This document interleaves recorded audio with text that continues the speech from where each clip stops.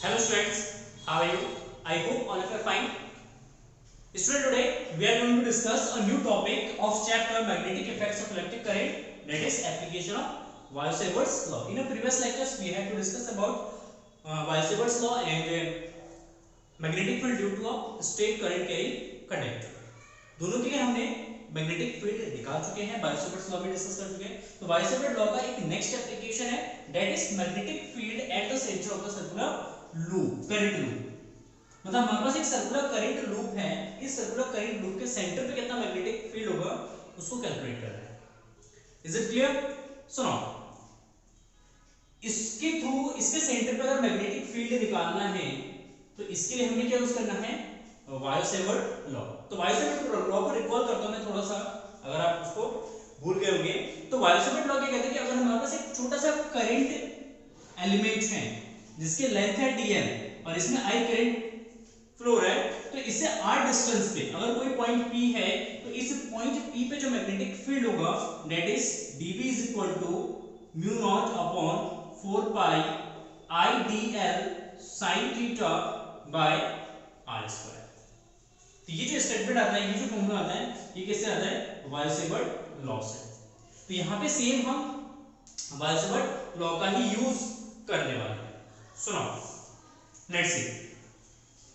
तो सबसे पहले सपोज कर लेते हैं कि हमारे पास एक सर्कुलर करंट लूप है और इसमें I करंट फ्लो है.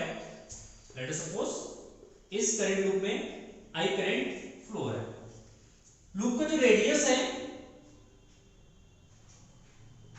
इसका जो रेडियस है, late us suppose small r radius है. बहुत बढ़िया. अब यहाँ पे जो हमारे पास लूप है, इस लूप को हम क्या कर सकते हैं?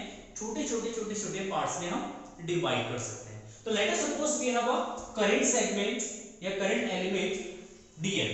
यहाँ पे एक छोटा सा करंट एलिमेंट है dl. सुनो, यहाँ पे current element and radius vector के बीच में जो एंगल बनेगा, यहाँ पे ये एंगल हो जाएगा 90 डिग्री. देखिए ये हमारा सर्कल है, यहाँ पे करंट एलिमेंट है, इसका dl वेक्टर इस डायरेक्शन में होगा, ठीक है ना. रेडियस वेक्टर यहाँ पे है r वेक्टर. तो हमेशा ये जो टेंजेंशियल लाइन है, ये टेंजेंशियल लाइन जो है वो रेडियस पे वैसे क्या होता है? परपेंडिकुलर होता है. सो dl एंड r के बीच में यहाँ पे एंगल जो है हमेशा कितना लेंगे हम? 90 डिग्री का. तो very simple definition, angle between dl and r vector that is equal to 90 degree. कितना है? 90. Theta is equal to 90 degree. यहाँ पे थीटा लिख देते हैं. Theta is equal to 90. सुनो, magnetic field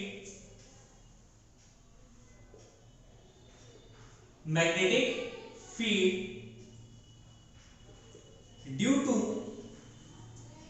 current element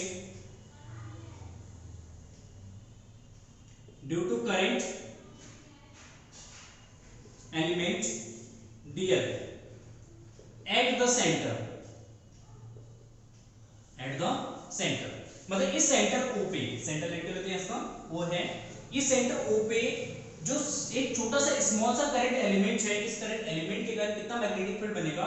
that is dB is equal to mu not upon 4 pi I dl sin theta mean sin 90 divided by r square.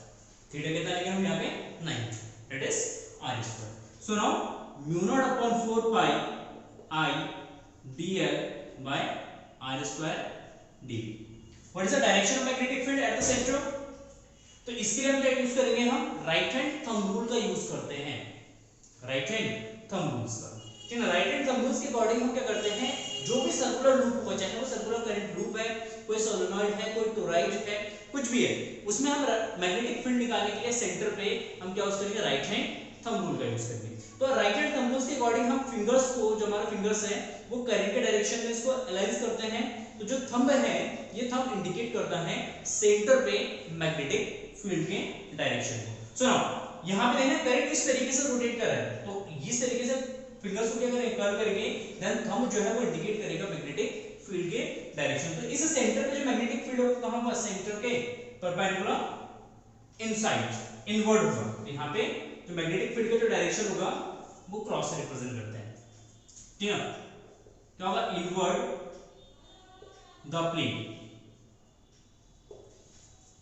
अच्छा, ये तो हो गया एक छोटे से करंट एलिमेंट के कारण पॉइंट पी पे magnetic field.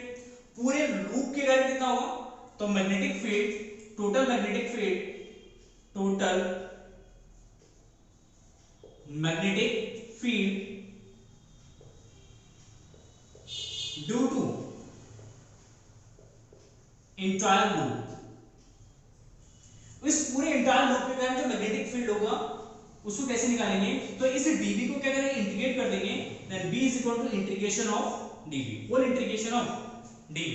So now whole integration of dv, dv means it is mu not upon 4 pi I dl upon r square. देखना एक चीज समझना, इसको चाहे कितने भी करंट सेगमेंट में डिवाइड कर दो या कितने भी करंट एलिमेंट में इसको डिवाइड कर दो, हर एक करंट एलिमेंट के कारण जो इस पॉइंट मैग्नेटिक पॉइंट O पे जो मैग्नेटिक फील्ड होगा वो क्या होगा, सेम डायरेक्शन में होगा। जितने भी करंट एलिमेंट कहीं पे भी रोटेट कर लो, मैग्नेटिक फील्ड हमेशा कहां जाएगा,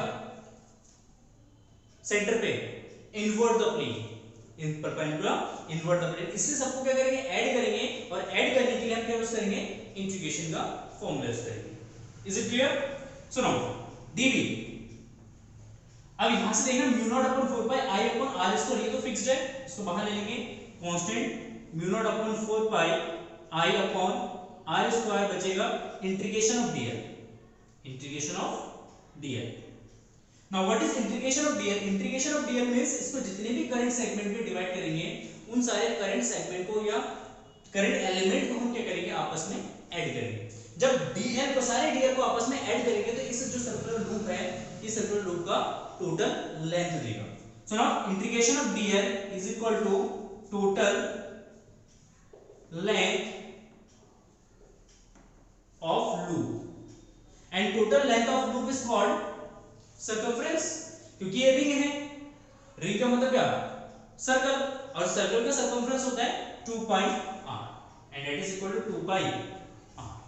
तो integration of dl is equal to क्या है, 2 पाई r, वैल्यू सब्स्टिट्यूट करेंगे यहाँ पे, then b is equal to हो जाएगा हमारा mu not upon 4 pi I upon r square into 2 pi r, एक r से एक कैंसिल हो जाएगा, 2 पाई से इसको डिवाइड करेंगे तो 2 आ जाएगा, then b is equal to हो जाएगा mu not I upon 2r, ये b का फॉर्मूला जाएगा, b is equal to mu not I upon 2r। This is magnetic field at the centre of the circular loop. Clear है?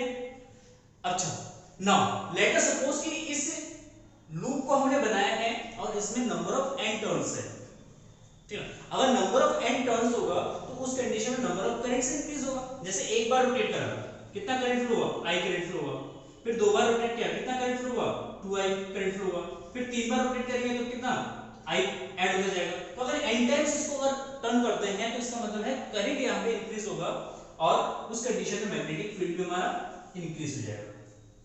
If n is the number of turns in the circular loop, लिखते हैं, let us suppose let small n is equal to number of turns in the loop, then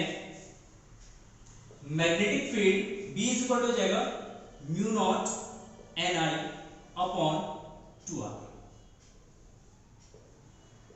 mu naught Ni upon 2r। Clear है? ठीक है, तो ये हो जाए हमारे सर्कुलर लूप के कारण किसी भी पॉइंट पर मैग्नेटिक फील्ड। डायरेक्शन कैसे होगा, डायरेक्शन कैलकुलेट करने के लिए हम क्या यूज करेंगे, direction is given by right hand thumb rule.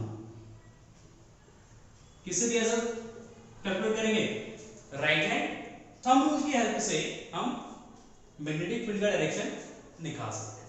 तो अगेन वही है कि अगर करंट इस डायरेक्शन में फ्लो हो रहा है मैग्नेटिक फील्ड इनसाइड होगा, अगर करंट ऐसे फ्लो हो रहा है तो उस कंडीशन में मैग्नेटिक फील्ड आउटसाइड होगा।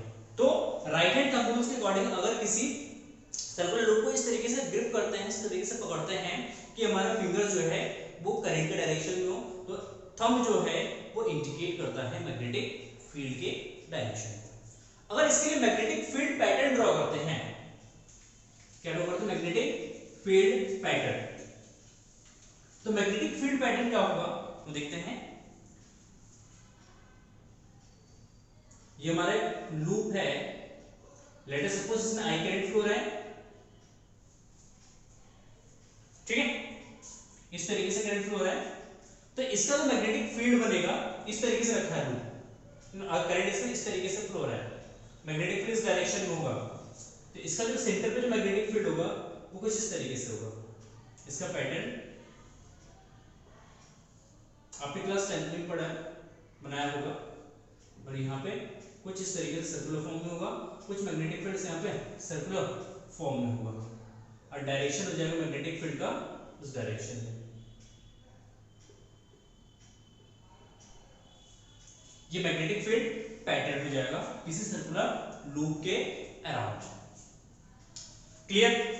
तो इसके अराउंड जो मैग्नेटिक फील्ड पैटर्न बनता है वो आप विजुलाइज कर सकते हैं।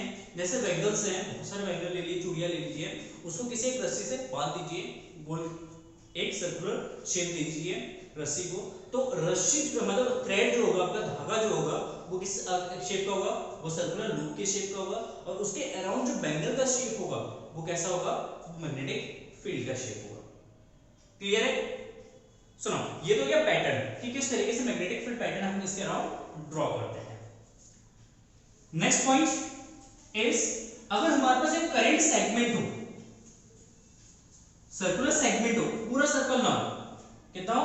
ओनली सेगमेंट हो, लेट अस सपोज इस तरीके का एक छोटा सा सेगमेंट है करंट का, और इसी में करंट फ्लो हो रहा है, और ये जो सेगमेंट है अगर इसको कंप्लीट करेंगे तो एक सर्कल बनेगा, और ये इसका सेंटर है O, लेट अस सपोज ये एंगल कितना है? थीटा है। तो इस करंट सेगमेंट के कारण इस पॉइंट पे कितना मैग्नेटिक फील्ड बनेगा?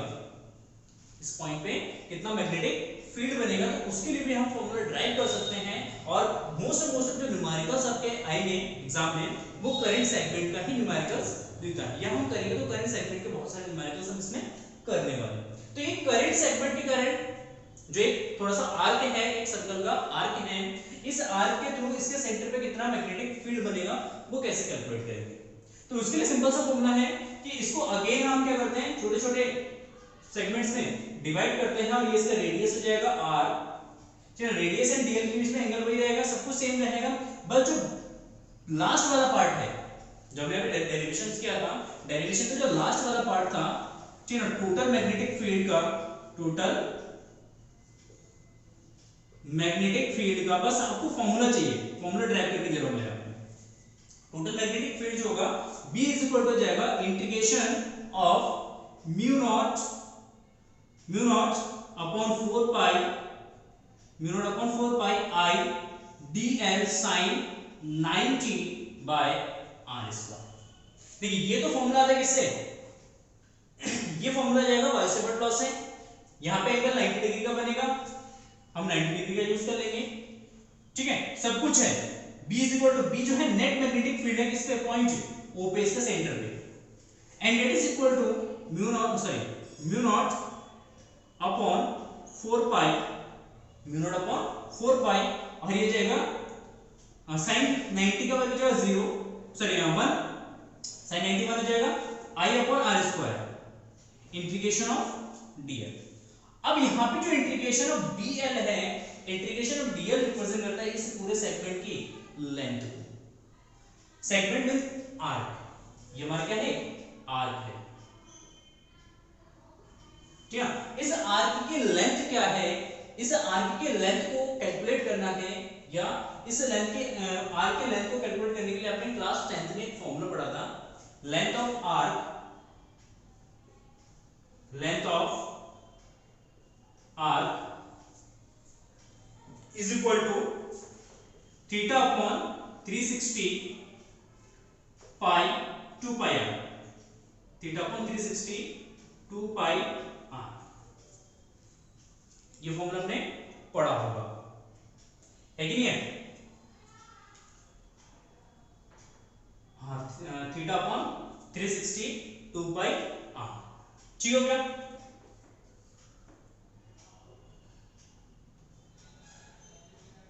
सही है। तो यहां से r की जो dl है, dl जो है इस r की टोटल लेंथ को रिप्रेजेंट करता है ये। तो इसकी टोटल लेंथ क्या जाएगा थीटा अपॉन 360। 360 को यहां पे लिखते हैं, 360 को लिखते हैं 4 पाई, क्या लिखते हैं 4 पाई। और अगर इसको 4 पाई लिखते हैं तो यहां पे आ जाएगा 2 से इसको डिवाइड कर देंगे 2 2, ठीक है। और यहां से यह theta upon 2 r, theta upon 2 r value substitute कर देना पे, ठीक है। Mu not upon 4 pi, mu not upon 4 pi into i upon r square into theta upon 2, theta upon 2 into r, ठीक है। r से r कैंसिल हो जाएगा, यहां से क्या मिलेगा, यहां मिलेगा mu naught theta i upon, इसकी मल्टीप्लाई करेंगे तो ये आएगा आपका कितना 8 पाई। यहां पे जब थीटा का वैल्यू सब्स्टिट्यूट करेंगे, जो यहां पे थीटा का वैल्यू सब्स्टिट्यूट करेंगे, थीटा इज इन रेडियन, किसके लिए, ये रेडियन होगा, रेडियन में वैल्यू सब्स्टिट्यूट करेंगे, ठीक है। तो इस कंडीशन में मैग्नेटिक फील्ड निकालने के लिए हम ये वाला फॉर्मूला यूज करेंगे, mu not theta i upon क्या 8 पाई। देखना सिंपल सी बात है कि अगर हम यहां पे ले लेते theta is equal to 60 degree, let us suppose this is 60 degree, then theta is equal to 60 means theta is equal to pi by 3, कितना जाएगा पाई बाय 3। अगर ये पाई बाय 3 है then b is equal to हो जाएगा mu not i into theta by मतलब pi upon 3 and divided by 8 pi, pi से pi cancel हो जाएगा, then mu not i upon 24 r,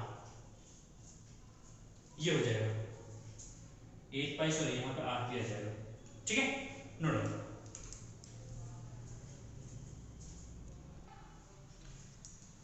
देखिए इसमें थोड़ा सा मिस्टेक हुआ है, ये यहां पे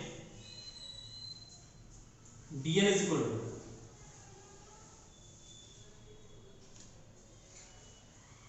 देखिए यहां पे अगर dl निकालेंगे ना, dl is equal to what, dl is equal to integration of dl is equal to theta upon 360, theta upon 360 into 2 pi r, 360 means 2 pi, गलती से मैंने 4 पाई लिख दिया था यहां पे, 2 पाई इनटू 2 पाई r, 2 पाई से 2 पाई कैंसिल हो जाएगा, थीटा इनटू r, क्या है थीटा इनटू r, तो यहां पे लिखेंगे हम mu not upon 4 pi i upon r square into theta into r, एक r से एक r कैंसिल हो जाएगा, then b is equal to मिलेगा हमें mu not upon 4 pi into i upon r into theta, ये बनेगा मेरा formula.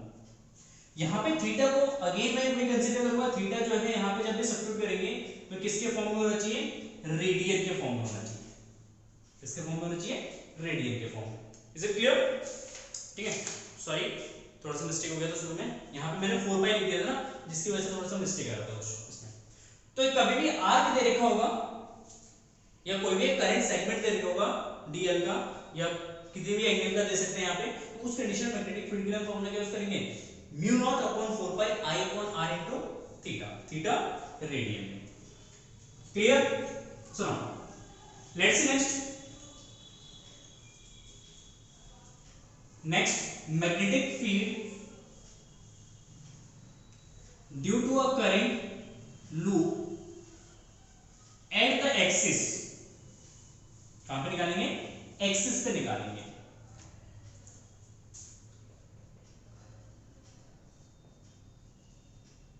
Magnetic field due to circular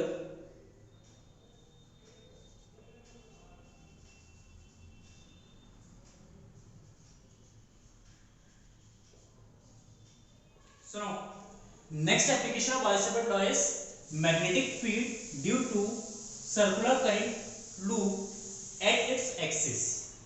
मतलब कोई भी हमारे पास एक करंट सर्कुलर लूप है उसके एक्सिस पे आप मैग्नेटिक फील्ड हमें कैलकुलेट करना है।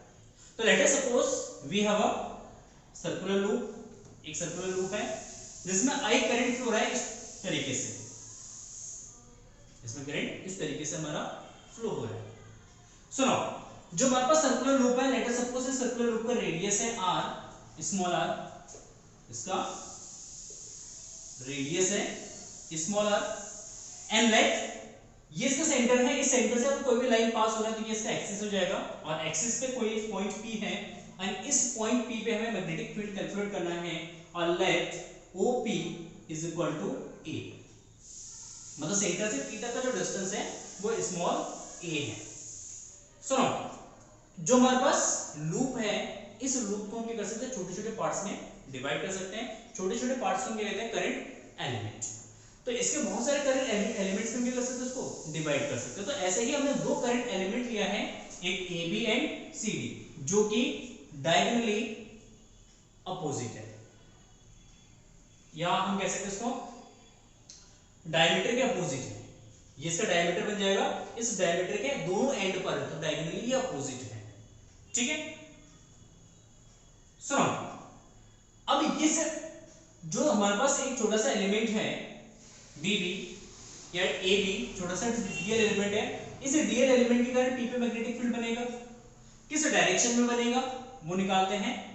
तो इसके लिए जो मैग्नेटिक फील्ड बनेगा, तो देखिए सिंपल सी एक हमारे पास एक current loop, let us assume कर लेते हैं, इसको पिचका लेते हैं, तो करंट लूप बन जाएगा, और यहाँ पे करंट जो है किस तरीके से फ्लो हो रहा है, इस डायरेक्शन, इस तरीके से फ्लो हो रहा है करंट इसमें, ठीक है। अगर इस तरीके से करंट फ्लो हो रहा है तो यहाँ पे इस पॉइंट P पे मैग्नेटिक फील्ड निकालने के लिए हम राइट हैंड थंब रूल का यूज करेंगे।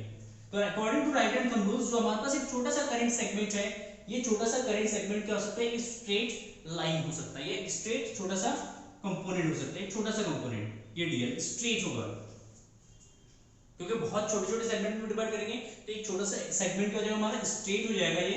और स्ट्रेट कंडक्टर के एंड किसी पॉइंट पे जो मैग्नेटिक फील्ड निकालते हैं, पॉइंट P पे मैग्नेटिक फील्ड, तो इसके लिए हम राइट हैंड थंब रूल का यूज करते हैं। तो according to right hand thumb rules, thumb indicate करता है मैग्नेटिक फील्ड के डायरेक्शन को, सॉरी करंट के डायरेक्शन को, एंड जो फिंगर्स है इसको जिस डायरेक्शन में फोर्स करते हैं, ये जिस डायरेक्शन में इसको प्रेस करते हैं वो डायरेक्शन हमारा क्या जाएगा, मैग्नेटिक फील्ड का, या जिस डायरेक्शन में फिंगर्स को कर्ल करेंगे वो डायरेक्शन होगा मैग्नेटिक फील्ड का। राइट हैंड थंब रूल्स के अकॉर्डिंग ये आपको पता है।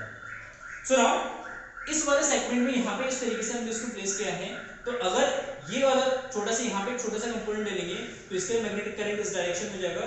अब यहाँ पे जो फोर्स होगा P पॉइंट पे, यहाँ पे होगा ना P, इस पॉइंट पे P होगा, तो इस पॉइंट पे P जो है कहाँ होगा, मैग्नेटिक फील्ड P पॉइंट पे ऊपर की तरफ, जो कि इस पे परपेंडिकुलर होगा, इस लाइन पे परपेंडिकुलर होगा, दैट इज DB।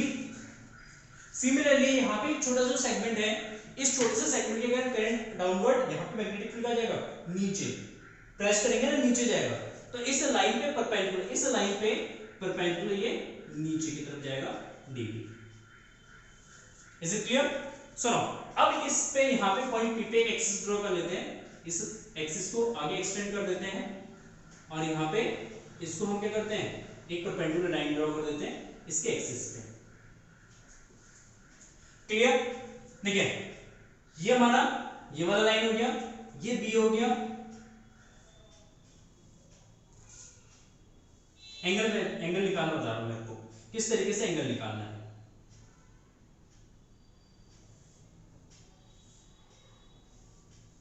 ये DB हो गया, ये DB हो गया। लेट अस सपोज ये एंगल अल्फा है तो ये भी अल्फा हो जाएगा, ये अल्फा है तो ये भी अल्फा, दोनों। देखिए ये जो लाइन है वो इस लाइन पे x एक्सिस पे क्या है, y एक्सिस परपेंडिकुलर है, तो ये वाला एंगल है 90 माइनस अल्फा। अच्छा, अब जो DB है वो इस लाइन पे परपेंडिकुलर है, तो यहाँ पे 90 डिग्री का एंगल बनेगा, ये टोटल एंगल 90, और ये वाला एंगल 90 माइनस अल्फा, तो 90 में से इसको माइनस करेंगे तो ये वाला जो एंगल है वो अल्फा हो जाएगा। तो सिमिलरली ये अल्फा है तो ये अल्फा 90 माइनस अल्फा, ये टोटल 90 है तो ये वाला एंगल क्या हो जाएगा, अल्फा। ठीक है, तो कुल मिला के कहने का मतलब है ये वाला एंगल हो जाएगा आपका अल्फा, और ये वाला एंगल हो जाएगा आपका अल्फा। ठीक हो गया? इसको मिलेस कर देता हूं। बस मेन इसमें फंडा यही है, एंगल का एंड डायरेक्शन का मैग्नेटिक फील्ड का, बाकी चीजें सिंपल है। अब इसे DB का हम कंपोनेंट कर सकते हैं, इस DB का कंपोनेंट करिए क्योंकि एंगल इसके साथ बना हॉरिजॉन्टल कंपोनेंट बनेगा यहाँ पे db cos अल्फा, एक वर्टिकल कंपोनेंट बनेगा यहाँ पे db sin अल्फा। सेम इस db का एक हॉरिजॉन्टल कंपोनेंट बनेगा इस डायरेक्शन में, that is db cos alpha, और एक वर्टिकल कंपोनेंट बनेगा इस डायरेक्शन में db sin अल्फा। हमेशा याद रखना जिस साइड के साथ एंगल बनता है वो हमेशा हॉरिजॉन्टल में आएगा, जो उस पे परपेंडिकुलर होगा वो हमेशा वर्टिकल कंपोनेंट बनाएगा।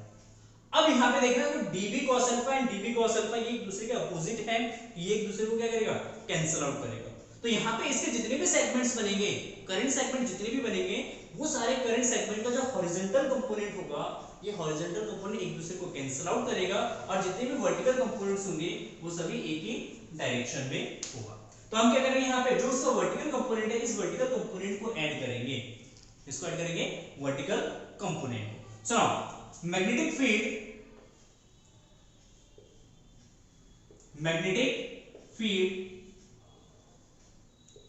Due to a current element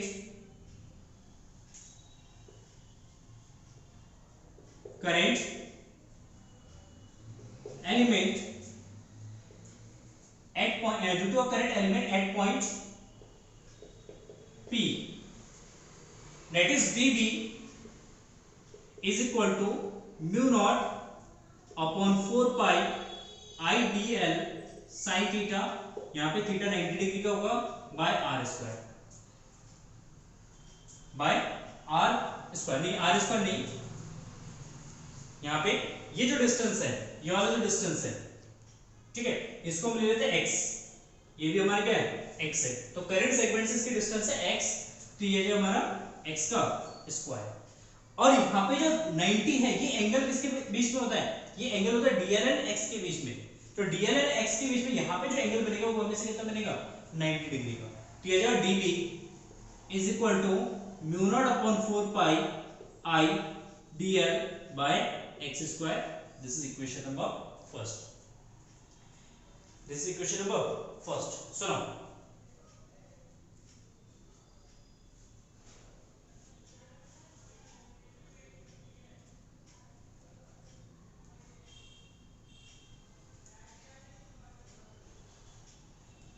clear हो गया।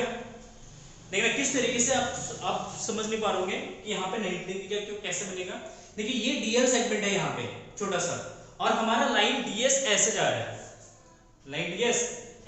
यहाँ पे, और यहाँ पे डीएल सेगमेंट है, तो डीएल एंड यहाँ पे एस के बीच में यहाँ पे जो एंगल बनेगा, इस पॉइंट पे जो एंगल बनेगा यहाँ पे, वो कितना होगा 90 डिग्री का, इस पॉइंट पे इमेजिनेशन करना पड़ेगा 3D पेन पे, ठीक है। सुनो, magnetic field due to all segment और करंट एलिमेंट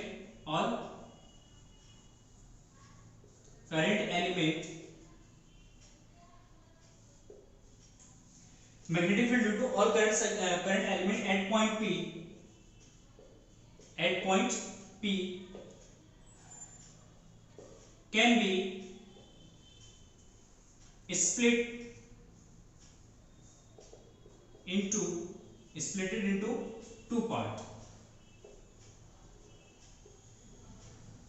मतलब जितने भी करंट एलिमेंट होंगे उसका जो मैग्नेटिक फील्ड बनेगा उसको हम स्प्लिट कर सकते हैं दो पार्ट में। First horizontal component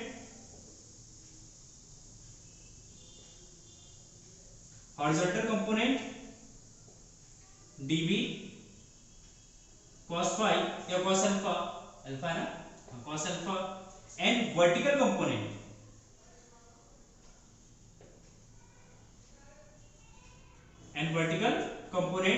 dB sin alpha. What horizontal component जो है dB cos अल्फा, ये एक दूसरे के क्या है, अपोजिट है, डायगोनली अपोजिट होंगे एलिमेंट्स, तो जब dB cos अल्फा ये एक दूसरे को क्या करेंगे, ये कैंसिल आउट करेंगे, बट डायगोनली या diametrically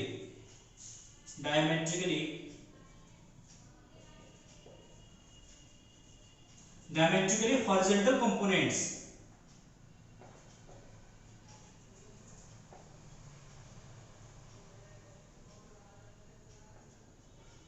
horizontal component will be cancel out each other.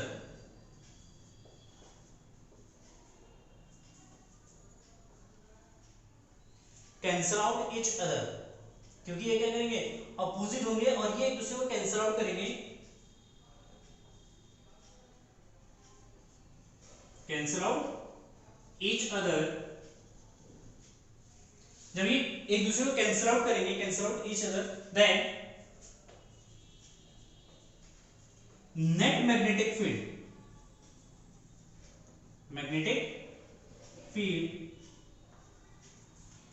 Eight point P. तो एट पॉइंट P पे जो नेट मैग्नेटिक फील्ड होगा that is P is equal to integration of dv sin alpha, क्योंकि यहां पे sin alpha जितने भी dv components होंगे ये सारे dv कंपोनेंट क्या हो जाएंगे, आपस में ऐड हो जाएंगे. जब ये सारे आपस में ऐड हो जाएगा तो उस कंडीशन में उसको क्या करेंगे, इंटीग्रेट करके उसको ऐड कर देंगे. ठीक है, तो यहां पे नेट मैग्नेटिक फील्ड हो जाएगा, इसको मिटा देता हूं, नोट कर लेना.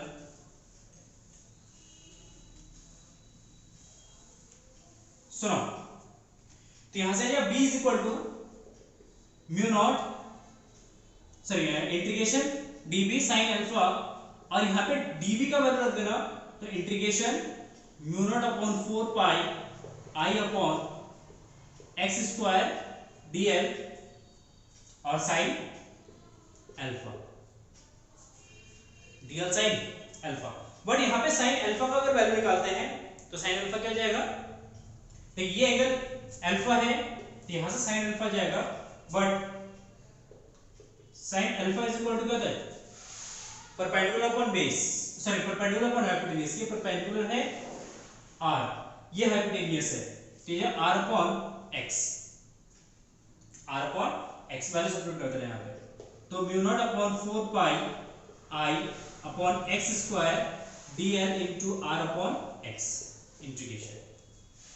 तो mu not upon 4 pi, mu not upon 4 pi constant है, i upon r x into x, ये x स्क्वायर है ये x है तो x क्यूब हो जाएगा, और r भी कांस्टेंट है, रेडियस है, रेडियस कांस्टेंट है, उसको भी बाहर ले लेंगे, और ये इंटीग्रेशन ऑफ dl, और इंटीग्रेशन dl अगेन रिप्रेजेंट करेगा इसकी टोटल लेंथ को.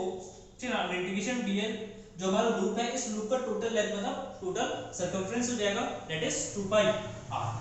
तो ये mu naught upon 4 pi i r upon x cube into 2 pi r, 2 पाई से इसको डिवाइड कर देना, 2 बचेगा. तो यहाँ पे b इज इक्वल टू हो जाएगा mu not upon 2, mu not upon 2 बचेगा, और ये जो i r square by x cube. अब x cube x is equal to what, Pythagoras theorem use करेंगे, तो यहाँ से x निकल जाएगा, x हाइपोटेन्यूज ये परपेंडिकुलर ये बेस है, तो hypotenuse is equal to root of r square plus a square. r का वैल्यू x का वैल्यू यहाँ पे सब्स्टिट्यूट कर देंगे, देन मैग्नेटिक फील्ड का फॉर्मूला जो है mu not upon 2 i r square divide by root of r square plus a square की पावर 3 बाय 2. ठीक है, तो इस पॉइंट पे जो मैग्नेटिक फील्ड होगा वो उसके लिए ये फॉर्मूला आ जाएगा डिग्री के. क्लियर है? अगर इसमें n टर्न्स है, नंबर ऑफ n टर्न्स है, then if n is equal to number of total turns, तो नंबर ऑफ टोटल टर्न्स अगर n है तो उस कंडीशन में हम मैग्नेटिक फील्ड के लिए फॉर्मूला यूज करेंगे b is equal to mu naught, मतलब n टर्न्स है तो n टाइम्स क्या हो जाएगा, मैग्नेटिक फील्ड इंक्रीज हो जाएगा. So now mu naught ni r square divided by 2 root of r square plus a square की पावर 3 बाय 2. ये फॉर्मूला हम यूज करेंगे किसके लिए, n टर्न्स के कॉइल के लिए या लूप के लिए. क्लियर है? अच्छा, अब इसमें अगर हम कंडीशंस लगाते हैं कि a is equal to 0, if a is equal to 0, a is equal to 0 का मतलब कि जो पॉइंट है वो सेंटर पे है. अगर पॉइंट सेंटर पे होगा, यहां से उठ के यहां पे आ जाएगा पॉइंट, तो a का जाएगा 0। अगर a 0 होता है तो यहां पे वैल्यू रखेंगे a = 0, तो r स्क्वायर के बाद 3/2 r क्यूब और r स्क्वायर से r स्क्वायर कैंसिल हो जाएगा, देन b = फॉर्मूला आ जाएगा, यहां पे लिख देता हूं, b = हो जाएगा म्यू नॉट ni/2r, जो कि हमने पहले ड्राइव कर चुके हैं। तो इस तरीके से इसके सेंटर पे मैग्नेटिक फील्ड भी वेरीफाई हो जाता है। ठीक है, तो आई होप आपको समझ में आ गया होगा। ठीक है, मैग्नेटिक फील्ड का डायरेक्शन कैसे निकालना है, same right hand thumb rule का यूज हम करेंगे, या दूसरा रूल बता दो मैं आपको, क्लॉक रूल होता है, क्लॉक रूल के अकॉर्डिंग अगर किसी भी लूप में करंट जो है वो क्लॉकवाइज फ्लो हो रहा है इस तरीके से, तो उसका जो फेस है, अगर यहां से हम देख रहे हैं ये क्लॉकवाइज फ्लो हो रहा है, तो ये वाला जो फेस है वो हमारा एज अ साउथ बिहेव करता है, एज बना देंगे। अगर किसी भी लूप में करंट जो है एंटी क्लॉकवाइज फ्लो होता है इस तरीके से, एंटी क्लॉकवाइज, तो इट मींस ये जो है as a north pole behave करता है इस तरीके से, ये एन बना देंगे। ठीक है, तो किसी भी सर्कुलर लूप में अगर करंट क्लॉकवाइज है तो वो साउथ पोल जैसा बिहेव करेगा, अगर किसी भी लूप में करंट एंटी क्लॉकवाइज फ्लो हो रहा है तो इट मींस उसमें मैग्नेट जो हमारा फेस है वो वाला face as a north pole behave करेगा। ठीक है, तो आई होप आपको समझ में आ गया होगा, and thank you for watching this video and have a nice day, bye bye.